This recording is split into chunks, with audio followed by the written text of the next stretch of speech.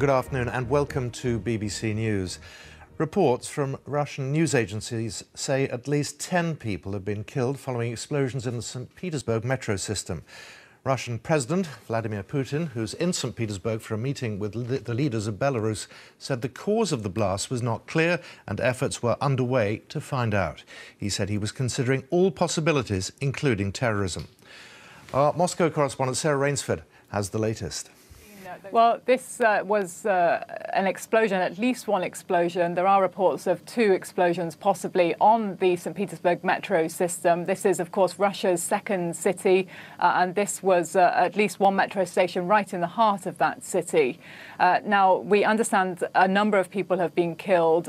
One source is quoted on Russian news agencies suggesting that possibly as many as 10 people have been killed and that there could be as many as 30 casualties, people injured in this incident. We know it happened at 2:30 this afternoon here in Russia, so it would have been a fairly busy time on the underground system. We know that President Putin is in St. Petersburg today. He's there for official meetings. He has been informed, and in fact, he has spoken about what's happened. He said that the authorities, the security forces, are working to establish the reasons behind this explosion, and he says that all reasons, including terrorism, are being considered, but also potentially criminal causes for this explosion. He said that Russia will take all measures to help the victims, and he sent his condolences to those who died, so to the families of those who died. So clearly there are some people who have been killed in this explosion. And are there any eyewitness accounts coming out of St. Petersburg yet? Not that I've seen yet. What we've seen are pictures, we've seen stills, we've seen mobile phone footage from the scene, which shows at least one very badly damaged train carriage and a number of very seriously injured people on the platform to the side of that carriage. So clearly an extremely serious incident. And we've seen pictures too from very smoky corridors in the St. Petersburg underground system. I think it was fairly early on, and these are clearly people who didn't see the explosion, because the commentary with the footage I've seen is talking about a fire, and people look fairly calm. So panic obviously hadn't set in at that particular point. But the emergency services are there are fire engines, there are ambulances. It is a major incident, and everyone has obviously responded. As I say, President Putin has said that they're not excluding the possibility that this could have been a terrorist attack, but that at this point has not yet been confirmed. And Sarah, while you've been speaking, Reuters is reporting that all St. Petersburg metro stations are now closed.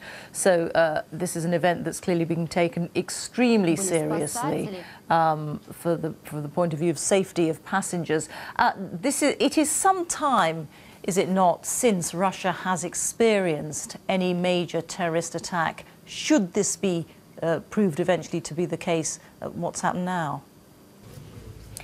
It is. There has been an attack in the past here in Moscow on the metro system here, and after that very serious attack, security was increased on the underground here. There are metal detectors at the entrance to every train station here. But it has been some time. Of course, since that last attack has sent its troops, its fighter jets into Syria. It's been fighting on the side of Bashar al-Assad in Syria.